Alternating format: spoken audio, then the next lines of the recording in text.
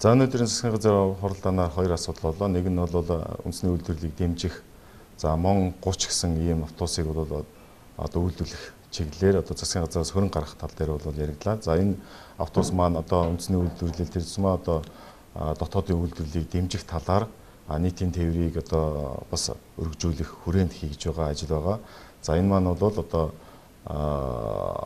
дотоодын одоо монголчууд өөрсдөө үйлдвэрлэж байгаа МОН 30 гэсэн энэ автобусыг хоёр автобусыг үйлдвэрлэе гэж одоо тохирлоо. За энэ маань бол гадаадаас орж иж байгаа автобуснаас хоёр дахин хямдралтай ийм одоо автобус байгаа. Тэгээ энэ автобусыг бол дотооддоо үйлдвэрлэж энэ одоо наадмаар гэхэд бол нийтийн тээврийн хэрэгслээнд бол гаргах, өргөжүүлэх. Цаашдаа бол мэдээж одоо байгалийн одоо агаарын бохирлыг бууруулах хэмжээнд за дотоодын үйлдвэрлэлийг дэмжих хэмжээнд энэ одоо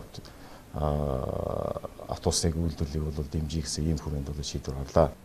За нэгдүгээр бол одоо гадаадаас орж иж байгаа тахилгаан автобус маань $400 мянган хүрээнд бол орж иж байгаа. Тэгэхээр бидний энэ үйлдвэрлэж байгаа дотоодын үйлдвэрлэлээр хийж байгаа автобус маань бол $195.5 мянган хүрээнд бол хийгдэхээр бол төсөөлөгдөж байгаа. За хоёр автобус хийгдэн, хоёр автобус маань үндсэндээ бол нийт өртөг нь бол гадаадаас орж иж байгаа автобуснаас бол хоёр дахин хямд одоо байх болно. За гарах зардал маань бол одоо урсгал зардлууд нь бол 5 дахин хямд байхаар ийм одоо болцоотой байгаа. Тийм болохоор бид одоо энэ дотоодын үйлдвэрлэл за дээрэс нь бол эдийн засгийн хэмнэлтийг бодож бол зайлшгүй одоо дэмжих асуудал юм а гэдэг хүрээнд бол засгийн газраас ийм шийдвэр гаргав.